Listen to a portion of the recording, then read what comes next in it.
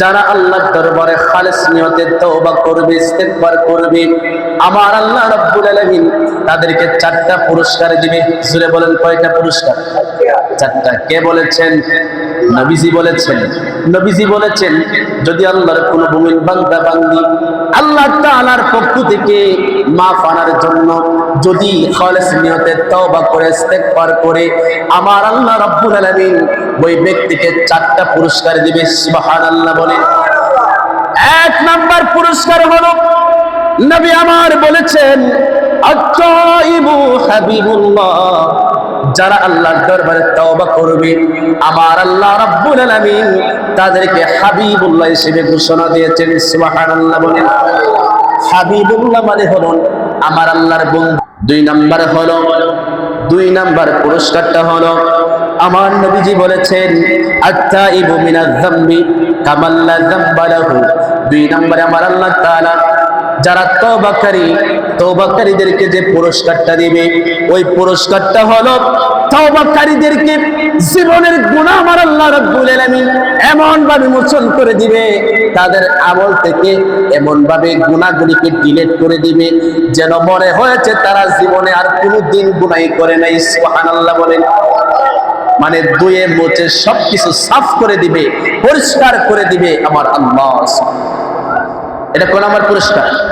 3 number পুরস্কার। 2 number পুরস্কার। 3 number পুরস্কারের মধ্যে বলা হয়েছে, আমার আল্লাহ তাআলা রাব্বুল আলামিন বলেছেন, ইন্না ইবাদি লাইসা লাকা আলাইহিম সুলতান।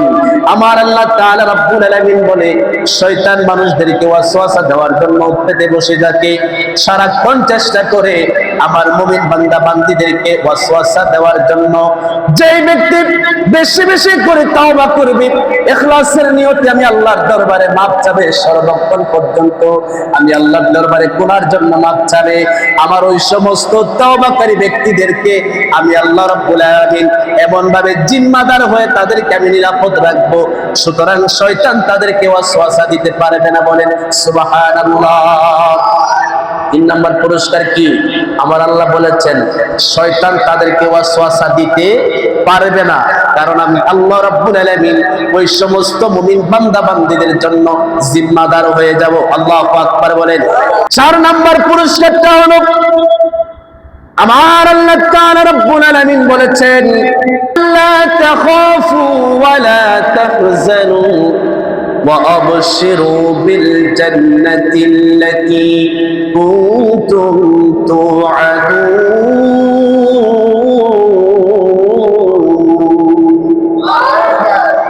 আমার আল্লাহ তাআলা বলেন, যারা তওবাকারী হবে, ঈমানদার ব্যক্তি হবে, তাদের মৃত্যুর পূর্বে আমার আল্লাহ তাআলা রাব্বুল আলামিনের পক্ষ থেকে ফেরেশতারা আসবে। ফেরেশতারা এসে বলবে, তাতানাজ্জালু আলাইহিমুল মালায়েকা। ফেরেশতারা ওই মুমিন ব্যক্তি, তওবাকারী ব্যক্তির কাছে এসে বলবে, আল্লাহ তাখাফু, ও ঈমানদার ব্যক্তি, তোমার কোনো ভয় নাই, ওয়ালা তাহজানু, তোমার কোনো চিন্তা নাই, ওয়া আবশিরু বিল জান্নাতিল্লাতী, তুমি জান্নাতের সুসংবাদ গ্রহণ করো, আল্লাতী কুনতুম তুআদুন, যে জান্নাতে দেওয়ার জন্য, যে জান্নাতে ঢোকানোর জন্য আল্লাহ তোমার সাথে ওয়াদা করেছিলেন, মৃত্যুর পূর্বে তুমি জান্নাতের সুসংবাদ লইয়া মৃত্যুবরণ করো। বলেন সুবহানাল্লাহ। সুতরাং যারা তওবাকারী হবে তাদেরকে 4 নাম্বার পুরস্কারটা দিবে, তারা দুনিয়ার জমিনে থাকা অবস্থায় জান্নাত দেখতে পারবে, জান্নাতের সুসংবাদ লয়া লয়া আল্লাহর মুমিন ব্যক্তিরা, মুমিন বান্দা বান্দীরা মারা যাবে। বলেন সুবহানাল্লাহ।